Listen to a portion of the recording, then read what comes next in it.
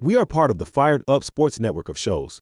Please check out other Fired Up Sports Network podcasts like the P-Lot Pod, Water Cooler Talk, Bell Smashers, Philly Sports Love and Pain, Drunk on Broad, Beer Battered Sports, and the Fired Up Sports Show, which are available on all major podcasting hosting sites and social media. Also, check out Mark Ramos' Roundup on firedupsports.com, which breaks down the happenings going on with all your favorite local teams. You're listening to Drunk on Broad, Philly Sports Unfiltered!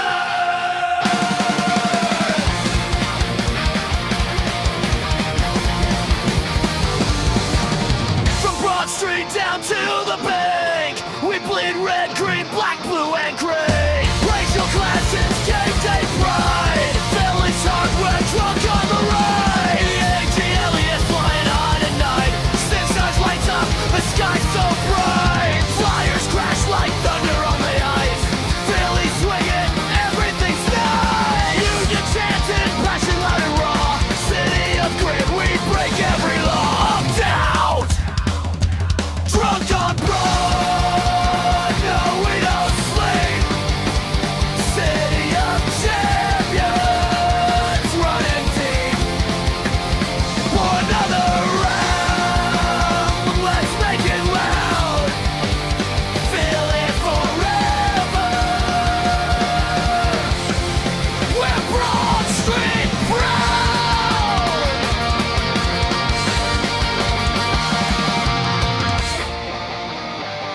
Drunk on Broad, yeah, we're home. Drunk on Broad. Oh, good morning, Eric. We're getting ready to wrap up this first half of the season. We're going to talk a little bit about hosting the All-Star game, a little bit of MLB getting in their own way in terms of who exactly is going. But this team, Eric, last time we talked, right, they've made up another game, right? They're 2 games out now of Atlanta. Atlanta is, free fall is probably an accurate term at this point. They've lost an 8-game lead all the way down to, they were up 10 games all the way down to 2. Still hear them in the conversation for some top end pitching. But for me, I'm really liking the way that this team is playing. The way that they battled last night, pulling out a 1-0 lead, 1-0 win, getting ahead late in the game, bring in Duran, right? Like everything worked. Luzardo and Wheeler show up again. Talk to me about how you're feeling going into this this series coming up in Detroit. So I'm optimistic with the way the season's going, but I think the All-Star break's coming at a good time. There have been a couple really lopsided games, and there's a lot of stuff to me that I'm like, I think this team just kind of needs the All-Star break, take a couple days, figure out something with this bullpen, because I have a lot of stuff to say about the bullpen right now. Okay. But I mean, they're playing fine. Like, I mean, there's been a couple really lopsided games where it's, pitching's been an issue. Then obviously the offense, we know how the offense can be so hot and cold.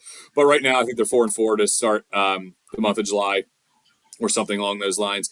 Going to Detroit will be tough. I think. I don't know if it's officially announced yet, but I think Skubal might be going against us in one of those games. I think I saw. I forget exactly. Double check. I'll double check while you're talking. Okay, but I mean, I think right now, like it's. I was actually looking at some recent stats before we jumped on here, because I'm like, it just seems like they're not playing great baseball right now. Like, you have the Trey Turner era the other night. I just feel like the offense is like been a little stagnant, but I'm like, actually, a lot of these guys have pretty good numbers over the last week. It's just, I don't know. It's just, the team just feels like, I don't know, maybe it's just the team's stagnant, or maybe I just have no faith in this bullpen right now. And I'm like, I just don't really know where to go from there. But I mean, overall, they're a good ball club. I just think like the reset is happening at a good time. I would totally agree. And when you look at where they're at, right? Like I'm looking at, and we can just we'll kind of bounce around, but like in order for them to continue to make this climb and kind of overcome that the 2 game lead that's left, like they can't be passing on every fifth day.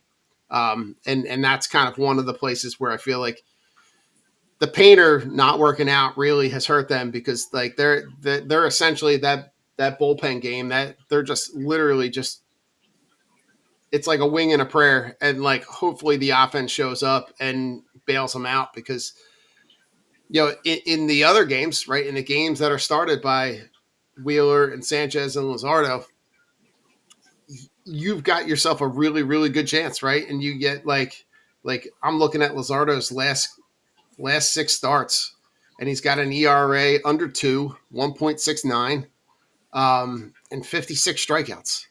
Like he's playing, he's pitching, 5 2/3, 7, 6 2/3, 5, 6, 7. Like he's pitching deeper into games, but is really efficient, really productive. Right? You have the 11 strikeouts last night.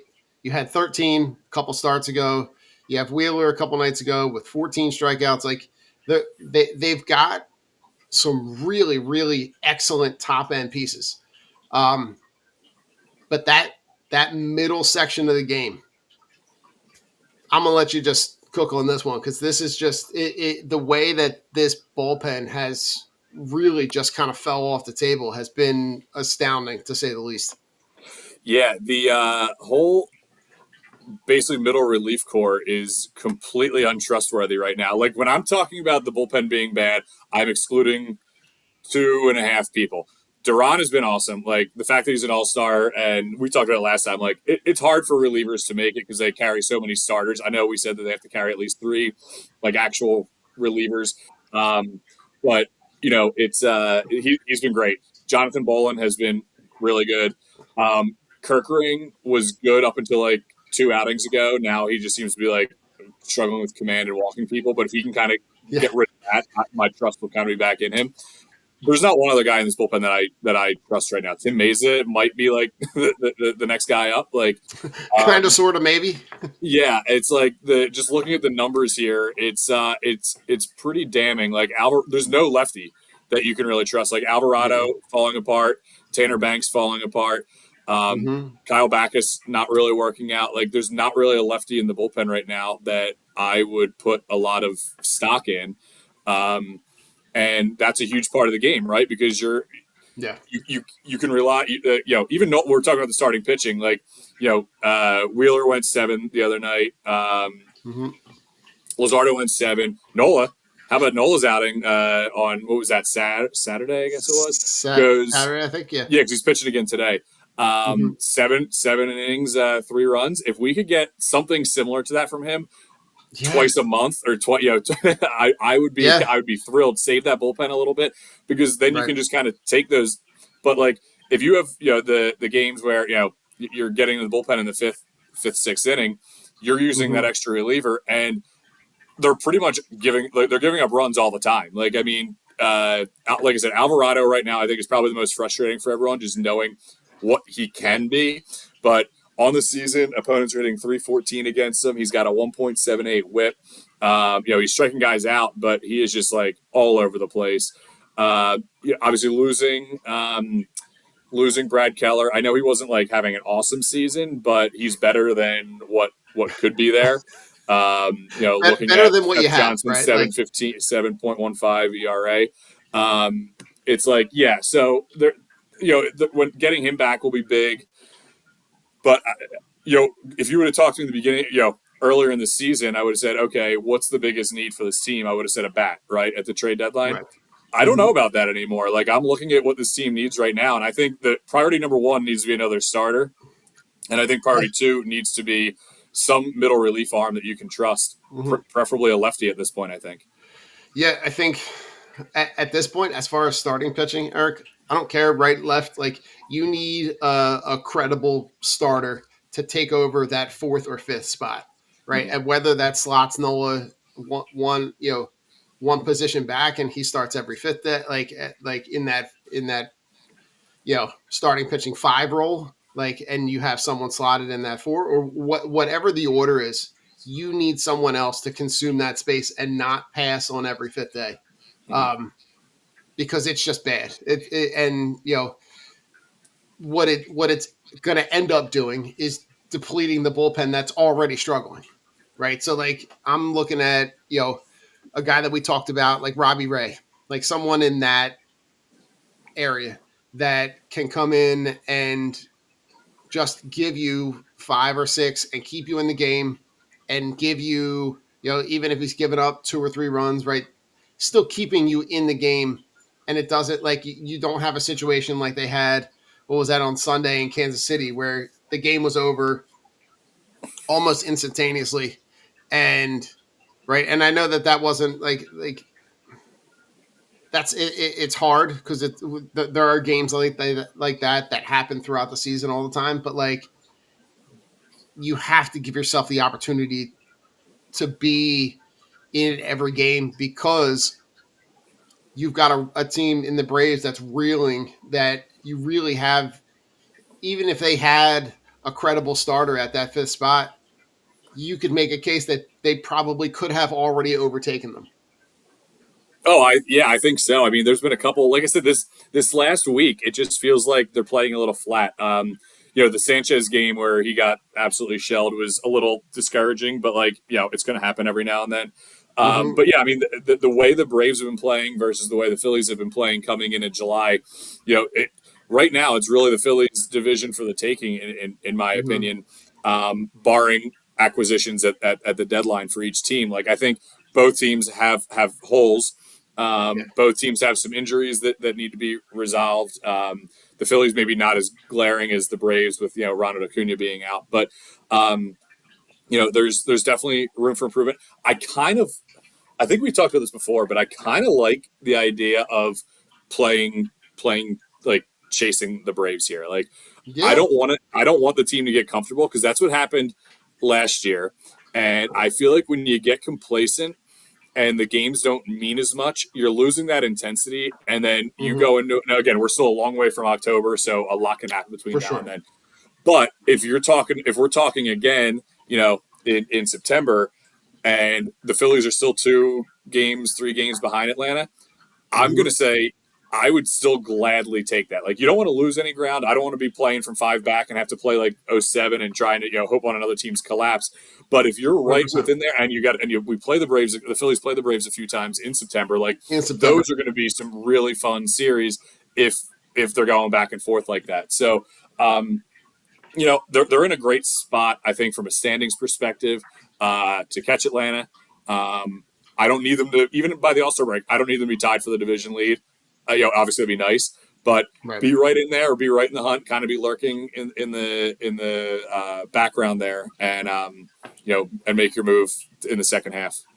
Yeah, I like it. I would rather them be in a position that they have to battle to get to the plus, rather than get there and feel like they've got to maintain something. I feel like that maybe that's just the Philly in me, but like I feel like that underdog mentality of Yeah. knowing that you don't have an opportunity but to keep fighting. Um, to me, that is something that this team can kind of use as motivation. And also, a lot of the core of this team has, they were in a position very similar to this a couple years ago with the Girardi Rob Thompson scenario and how that played out. But I'm looking at this going into this All Star break, right? And so Scooble is gonna pitch on Sunday. Scuba Um, Wheeler, I just saw that's going to be a fun, and I Scooble and think it's Sunday Wheeler, Night Baseball. Yeah. and so right now it's scheduled for from what I'm seeing at 1:40, but I Oh, is think it? Oh, my bad.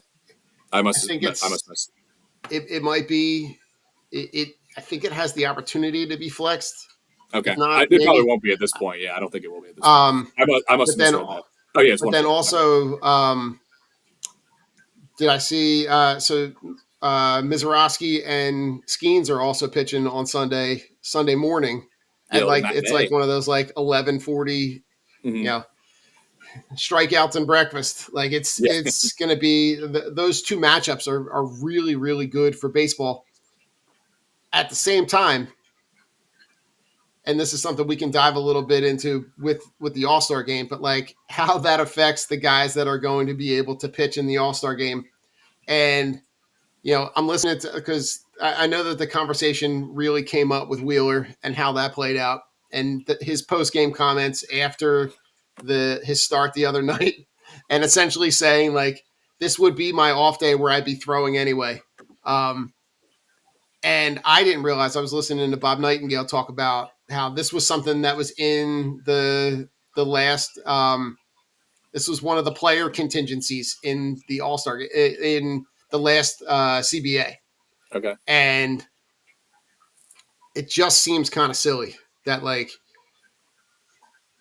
because for a guy like this is something that you put on your resume when you're talking about the Hall of Fame. And how many times have we seen in a variety of sports where guys are named and then they have the opportunity to kind of like pass or go, and but they still get that on the resume, right? They still say that they were, a 2026 All-Star. And to see where Zach Wheeler is in terms of the amount of the level that he has pitched, and then the amount of All-Star games that he has been named to, combined with the Cy Youngs as well, like he's wildly underappreciated for what his on-field performance is. Yeah, I mean, you made a lot of really good points there that I wanted to hit on. I think from a resume standpoint, you nailed it. Like, when it comes to building a Hall of Fame resume, that's something you look at, right? And not having extra, all-star games and basically hardware that could come back and bite a player later on, because especially after the whole thing where they have to be retired for 5 years, a lot of writers aren't going to think back to 2026 and be like, oh yeah, like Wheeler could have been it, but he didn't make it Yeah. on a technicality because he pitched on Sunday. Like, that's dumb to me. But yeah, I mean, Well, Wheeler, I that, think and because of how regional baseball is, exactly right? right. Like Yeah, you're also not like, it's not like football where every yep, game is on nationwide. Like yep, if you're not in this East Coast region and you're not purchasing the Phillies package or the MLB package, you're also not seeing his starts every time too.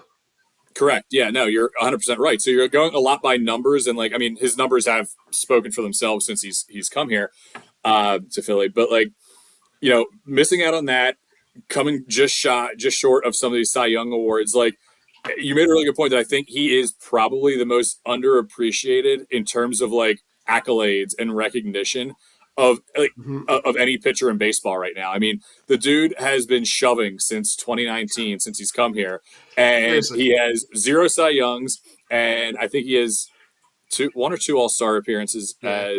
as a member of the Two. Phillies. Either way, he, like, realistically, he should be an All-Star every single season. Like, he has been that good. He has been a top 5 pitcher in baseball every single season. Like, it's kind of crazy. I like seeing him speak about this, because I feel like for a long time Wheeler was always like kind of that, like, he was just quiet, like, go about his business. You'd hear he would never really give much in an interview.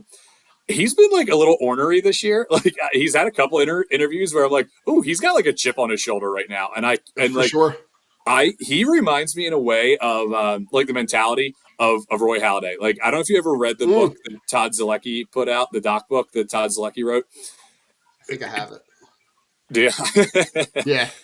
Like Halladay, and you have to, like, to be like a Hall of Fame level pitcher, I feel like you have to be a freak. Like, you have to be Yeah. like so set in your ways. Like, you have to be just like a complete maniac. Doc was a maniac. I feel like Wheeler's a maniac. Like, there was an article I think Matt Gelb wrote last season about just like Wheeler's routine, and that's why he does not like that 6-man rotation, because it throws him out of his routine. And Yeah. pitchers are creatures of habit, and like, just hearing him now in some of these interviews, like, he's pissed off. He knows he should be an all-star. Yeah. And like, it's and you saw how he pitched the other night. Like after he got it, they even asked, like, was that like kind of in the back of your head? He's like, yeah. basically Yeah, said yes. Like, and a pissed off Zach Wheeler is gonna really, really, really cause problems for opposing hitting. that's dangerous, right? And he Yeah. like the Halliday analogy, I love. Also, there's like a tinge of like Kurt Schilling when he was Mhm. with the Phillies, a little bit with the Diamondbacks. But I mean, he has like I'm looking at like, and we're also talking about like guys that did make the All Star team, right? And I'm seeing us side by side with him and Logan Webb, Mhm. and the stats aren't even close. Like Logan Webb has an ERA of 3.66. Wheeler's ERA is 2.28. Right? Logan Webb's got 78 strikeouts. Zach Wheeler's got 98. Yeah, it's nice. Zach Wheeler's WAR is 4.3. Logan Webb's is 1.7. And I know records aren't a thing, but like they are in a stat world, right? So like, but Logan Webb's 5-6 in all of his starts, and Zach Wheeler's 9-1. And when you combine all of the stats, and like that's where like you have to kind of find a blend between the stats and like watching him pitch. And when you combine the fact of everything that he endured throughout the last year, with the injury, with the surgery, with the recovery, and then to have the All Star game be in his team's hometown and to be able to have the opportunity to potentially pitch in front of these fans in his home city, whether he starts or what, like how awesome would it have been if Sanchez started and then you bring in Zach Wheeler right after him, like, and you start the game that way, right? Because we already know that like because of other other guys that are also going to pitch, two guys that we talked about, right? Mizrachi's not going to pitch, Skeens isn't going to pitch. Um, it And just School's pitching seems Sunday to on the AL. School's not going to pitch for the AL then either. Like that's like yeah, you have like four of the biggest names in baseball not able to pitch because of this rule. yeah, which I mean, I would hope that it allows them the opportunity to maybe revisit it, or Mhm. I think Eric, at the very least, give the guys the opportunity to pass. Like, Right, give them a choice. like if you say, hey, these are the guys that are elected to the team, great, and you want to say like just like they do for the Pro Bowl, right? Like, and I know it kind of gets funky with MLB because they need to have a representative from every team, and but like if you just have a guy that's there on the team and just functionally holds that spot. I mean, we've seen plenty of times where guys go to All-Star games and don't get in the game, but they're there to represent their team. Um, it just doesn't make a ton of sense when you talk about not giving these guys even the option to pitch. And not for nothing, but it only affects the pitchers. This rule obviously doesn't play for any position player. So it's such a it's astonishing to me that you have the MLB players union that agreed to this that affects only one position essentially in terms of like pitchers. Yeah, and I guess like from a health standpoint, I can see where they were going with it, but the handcuffing of it is what bothers me. Like you said, like if you were able to say, okay, Wheeler, and they kind of did do this, right? Like I mean, Mizorowski was an all star that had to back out because so like but is it just because he wasn't announced that he was the starter on Sunday yet? Like, could the Phillies have just waited and said, "Oh, Wheeler's not going to pitch until after the All-Star break"? Be like, "Oh, actually, yes, he is." Like, could they have just said, Right? "Is that a Like loophole you could do?" Like, I don't know. But yeah, I think it's like it's. I get it from like a player health standpoint. Like, I know that's what the players' union is there. Like, yeah, that's one of the reasons they're there. mhm. But give the guys the choice, right? Like if a guy is nervous about, or he's like, hey, listen, I'm hitting a wall by the All Star break. Like I'm going to use this time, just shut down, go away with my family. Like Mhm. cool, more power to you. Like you could do that too. Right. But if you have a guy who wants to go and pitch, especially in this situation, like Wheeler could pitch in front of Philadelphia, like it's a big missed opportunity to have. Basically, I think arguably one of the best players, in the last however many years for the Phillies not be able to make it on a technicality. Yeah, and I'm looking at this tweet from Ray Dunn, who does a lot of great work at 97.5, right? Mm-hmm. And this is the second time in Wheeler's Phillies career that he's got a sub 3 ERA. at the All-Star break and isn't an All-Star. It's insane. It really doesn't, it really doesn't make a ton of sense, right? And something that you pointed out, right? The something that I saw from Bob Nightingale, right, where you talk about wanting to promote viewership, and MLB right now couldn't be on a higher note, right? They're essentially only really competing with the World Cup, and they're not really competing with the World Cup because the timing of the games being played with the World Cup in the afternoon. But like, you're taking some of your biggest stars off of your opportunity to put them in front of everybody's eyes, right? And so you're not going to have Mizorowski, you're not going to have Skeens or Otani pitch. None of Right. those guys are going to pitch in this game. Otani at least is going to be the DH, but probably one at bat, maybe two, because you've also got Kyle Schwarber, who's going to want to get some at bats in his hometown and get some opportunities to kind of set off some fireworks. I know, it just I know there's real like Schwarber is kind of stuck, and we talked about that last time with Yeah. Otani and that international vote, and there's really he's going to be kind of just in that position based on the other guys that are going to be available. But I'm looking at this and going, God, there's got to be a better way. Like even if you have these guys, like we know that they all do side sessions, right? And even if they bring them in for one batter, right? Like throwing 15 pitches or one pitch, right? Like bringing them in for one batter, like it at least gets those guys the opportunity to be in the game, but it also gives fans the opportunity to see those guys pitch on the biggest stage against the biggest guy against their biggest competition. Because I'm going like what like it.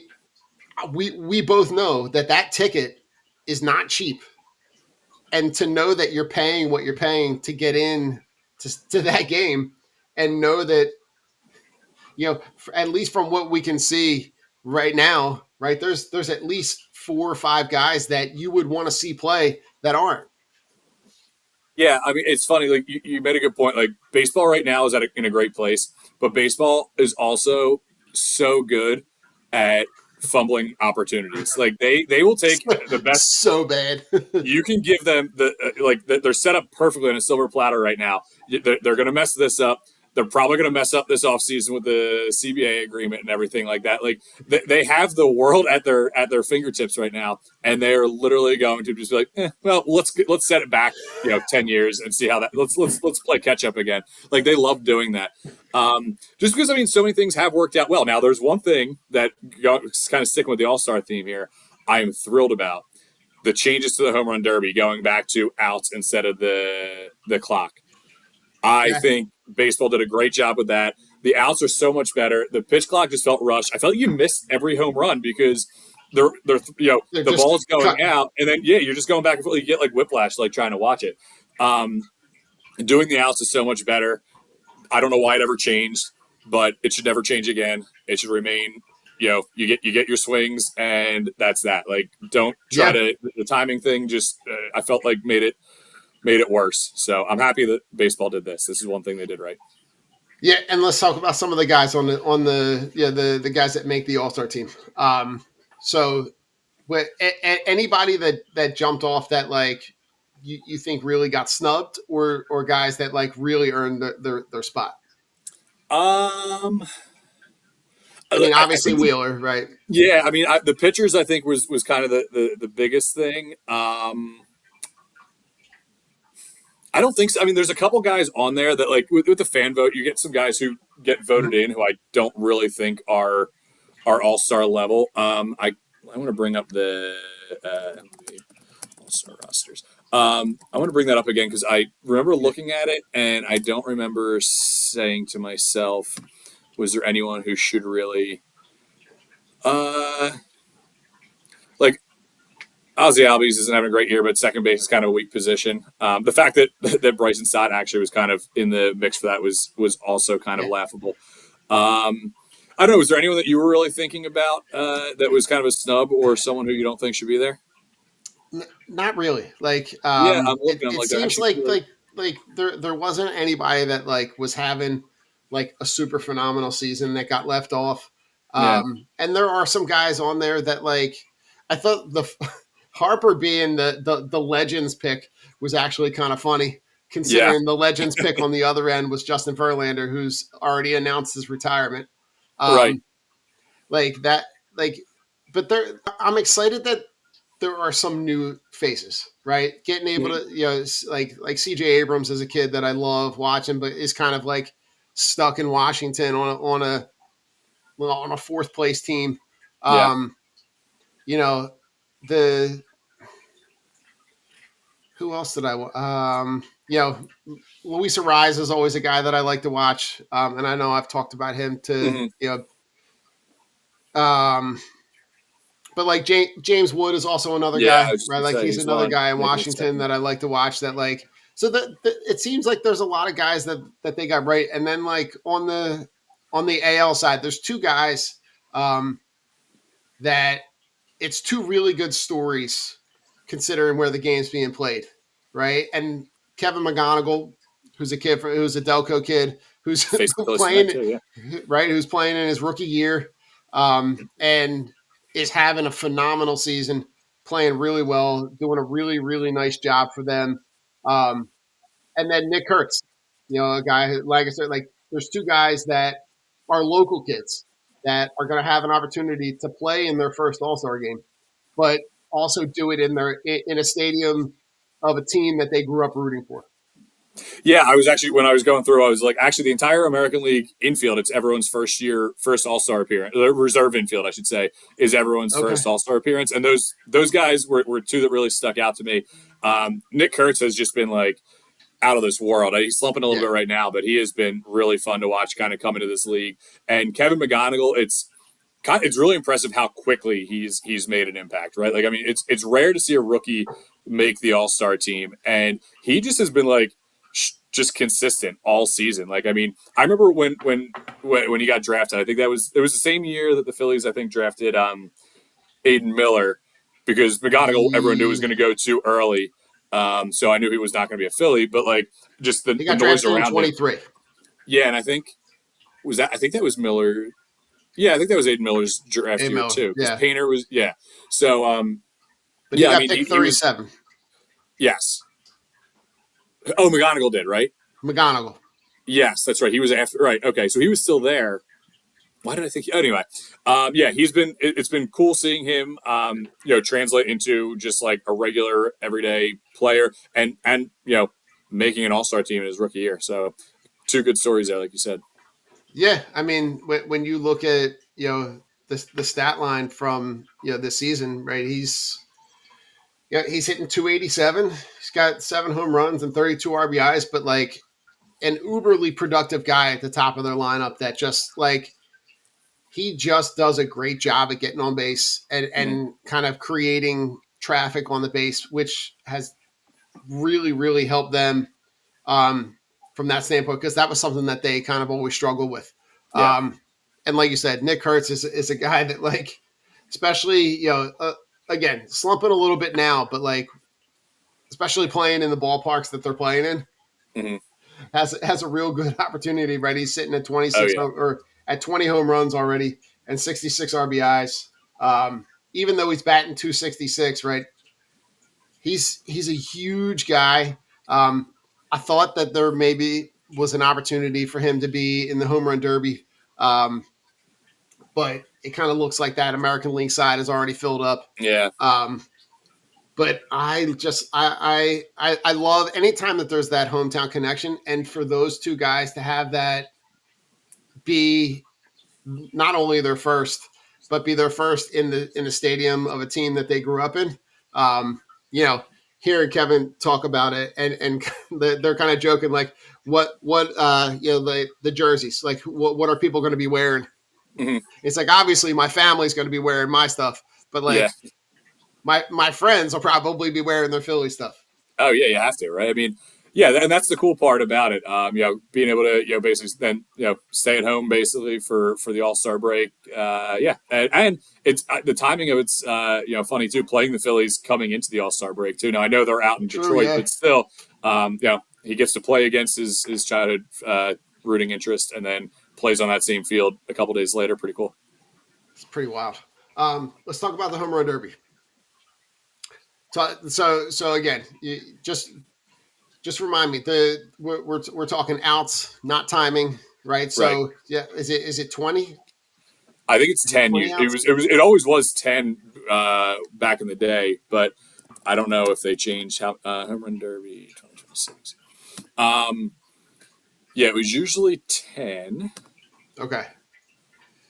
Oh no, it is So 20. Yeah, no, is it it is 20? 20 now. Oh Okay. yeah, it's 20 now, and then round 2 is 15. So okay, yeah, so they changed that up a little bit. Well, that means, man, some of those rounds are gonna be long. Yeah. So, and you're But talking 8, right? Like out of the 8 guys, 6 have been announced, right? So you're talking. So Harper's dropped the other night, and then I don't know if you saw the post game comments yeah, with Don Mattingly might Mattingly. have might have let something slip. He might have let slip that's essentially saying it's going to be fun for he and Schwarber to kind of go at it. I think now again, Eric, we can only state the obvious, but if those 2 guys are in it, you have to put them on opposite sides of the bracket Right? with the opportunity for them to match up in the finals. Yeah. Now we also know MLB. The odds that they match up in the first round Are 100%. would probably be 100%, right? But like, Yeah. So some of these guys that have been announced, right? So in the American League, right? A guy that they just saw in Jack Caglione, Junior Caminero, who put on a show. You've got Wilson Contreras and you've got Ben Rice. Yeah, that is a really, really, really interesting list there. Actually, really excited for all of them. Junior Caminero has been, I guess this is what, his second or third year in the league. He's been like one of my favorite players to watch from the American League. He is just like, the dude just rakes. Ben Rice is also, he's got a lot of pop. And Wilson Contreras is having like an awesome year. Jordan Walker is a guy who I have mixed feelings about Jordan Walker because for years I would take him in fantasy. This is has nothing to do with his actual baseball potential. It's strictly me. I would take him in fantasy baseball every year. The dude could not put it together. I finally don't take him this year, and the dude has an all-star caliber season. So I'm rooting against you, Jordan Walker, because of that. Not that he cares. But anyway. Yeah, I mean, there's a really good list of guys here, I think, and especially people mock Citizens Bank Park for being a bandbox, but this is like there's going to be some moonshots that I think we're going to see in this home run derby from some of these guys, and I usually look forward to the home run derby more than I do the All-Star game actually, and I think in this case it. Just because it's in Philly, I'm looking forward to both, but for sure, I really love a good home run derby, and especially now they went back to the outs. Yeah. And listen, there's 2 spots still left, right? We can only imagine that Schwarber's going to consume one of them. Anybody that you kind of eye in the National League for that last spot that you think would put on a good show? Let's see. Honestly, like he won't do it, but like Juan Soto has just been ripping the cover off the ball right now. Like he would be an interesting one, but he won't do it. I don't think. Usually, who else? I'm trying to think in the NL right now who's been. I'm pulling up the home run leaders, right? Yeah, so, I was just gonna say who do we have right there? Right. So like so like there's a lot of guys, and believe it or not, right? Like you've got Schwarber and Yordan Alvarez and Ben Rice and Junior Caminero, but like tied for 4th on that list is Hunter Goodman, with 27. 27. Okay. Buxton might be fun, but he's another American League guy. Matt Olson. Yeah. So here's another Olson's guy. Been hitting the ball well. James Wood. Yeah. Right. Like he was in it last year, wasn't he? I think he was in it last year. Right. Yeah. He's a younger guy. He's an all-star reserve. That might be a guy that and especially He's got a like he. It just seems like every time that they play Washington at home, right? He's able to put it somewhere in the seats. Hmm. He's a guy that like I could kind of see them penciling in for that opportunity to be in that spot. Opportunities in the ballpark, chances that like I can only imagine we're going to see some end up on Ashburn Alley. Oh I yeah, can that's got only to be right. imagine there's going to be multiple moonshots to the third deck. Um, any chance that one hits the scoreboard? I'm going to go with no, but I hope I'm wrong. Okay.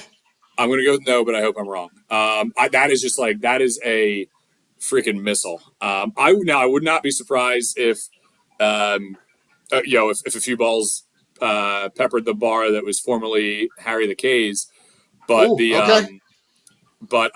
the scoreboard is that's a shot. But I would love to see that though. Right. Like, and the nice thing is that you've got some right-handed bats that might be able to, might be able to take it there. Ashburn Alley, Hmm. right? Getting it over that batter's eye. Um, seems like that might be that's obviously more of a realistic shot, but um, this is the exciting thing about hosting this, right? And the third deck. I mean, we've seen Schwarber put it up there Right. multiple times in the same game. So Hmm. I would say that if that's where your seats are, definitely you want to have a glove ready.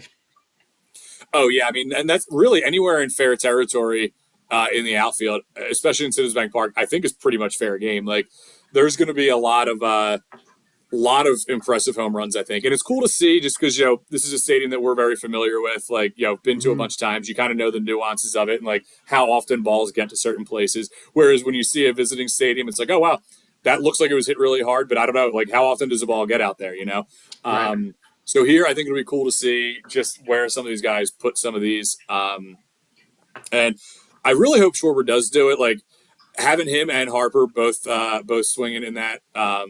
I think would be a lot of fun. And how often do you get two guys from the same team? Like the Phillies having two shots to claim a home run derby winner here will be kind of fun too. For sure. And you've got right like I think you have a really impressive list of guys that are gonna that made the All Star team. Mhm. Um, I think we'd be remiss if we didn't talk a little bit about Brandon Marsh and the season that he's having. Yeah, I mean he totally deserving. I think if he didn't make it, I think that when we were talking earlier about snubs, I would have said he would have been one of the snubs. It's and like if you think about the Phillies season right now, like if Brandon Marsh is not having the season he is having, where is this team at? Oh, I mean, like he has lost. been right. I mean, again, you would basically be relying on two guys, on Schwarber and Harper. Marsh has had, he's another one right now, kind of in a little bit of a cold streak the last week or so. But like the season he's having, the fact that he's playing every day, he's hitting, he's hitting against lefties. He's basically doing what the Phillies traded for him for. Yeah. And it's been a long time coming, but I'm really happy to see it for him. And again, All Star or not, I think you have to think about where this team would be if he was not having the production at the plate that he is having. Right. And then right, obviously you've got Schwarber and Harper, right? Again, Right. Harper being the legends pick is comical. Yeah. But and then from Pitt, like to be able to get three guys off your staff and arguably the guy who's having the best year out of them all doesn't make it. Yeah. But to have Sanchez and Luzardo and Duran, talk about those guys.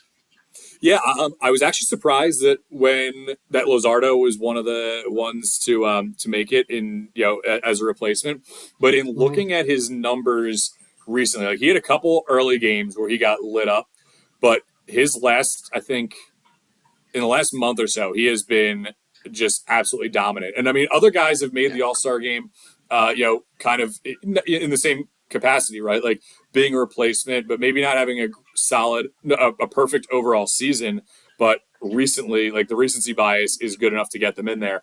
And Luzardo's been doing that. I mean, the strikeouts he's been racking up every game is crazy. I know we talked on the last show about how a couple outings ago, three outings, I guess now it would have been 4 maybe.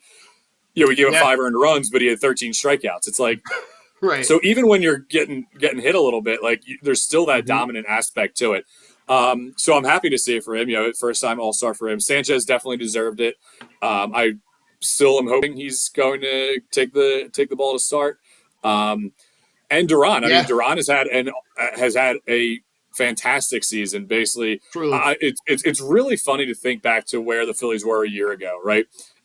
So now it's like we get to the 9th, and you have Yohan Duran. Last year was Jordan Romano, and he was, it didn't matter how many runs you were up, he was going to be, surrendering that lead pretty much on like clockwork. So I think it's when we talked, I think back in like May, we started predicting, who we thought were going to be all-stars. I think we actually did a pretty good job with it. I think, most of the guys who said were going to make it made it, with the exception of Wheeler. But getting 6 all-stars is that, that says something. Like, this team can be frustrating, but I think it's also it's good to put this in perspective. Like, this is still a good ball club. Like, there's definitely gonna be nights where we're gonna be yelling at the TV and for sure I'm still gonna be complaining about guys grounding double plays or bad approaches at the plate, but like it's still a good ball club.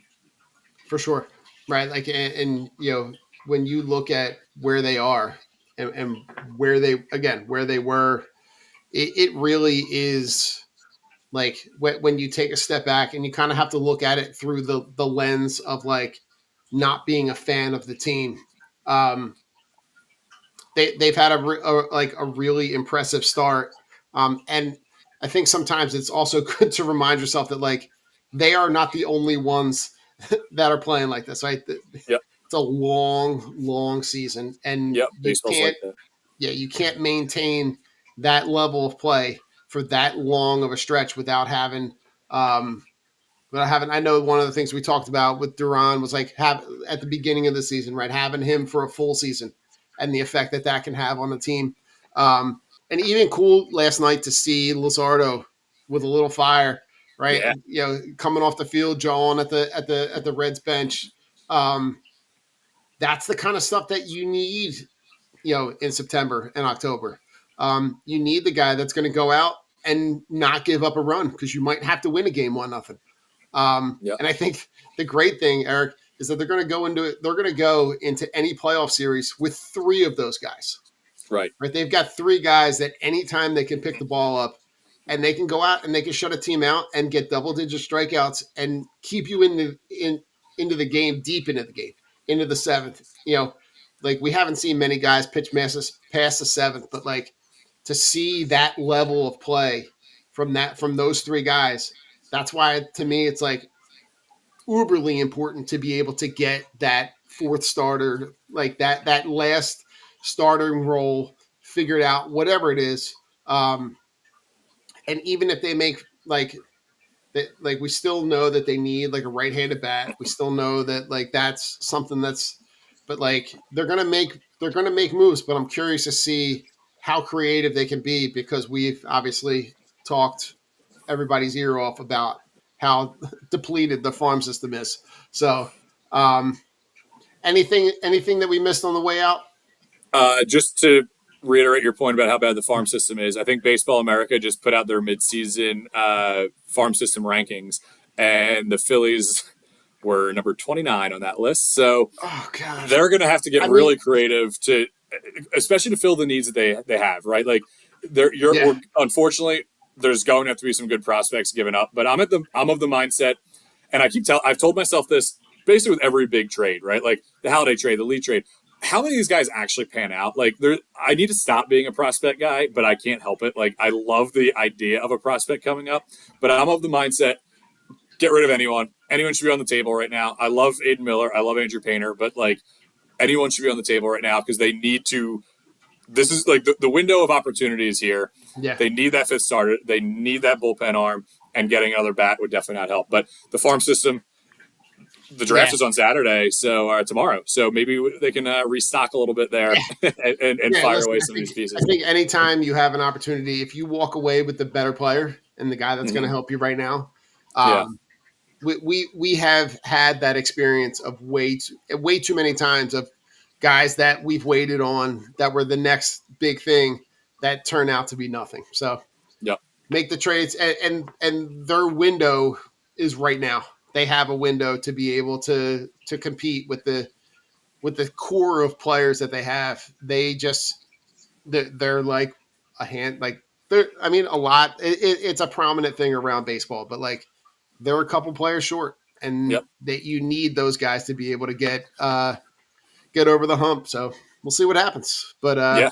enjoy the All-Star game. Enjoy your time down at the fan showcase, and we'll check back in a little bit. All right. Have a Go good one. Phils. Go Phils.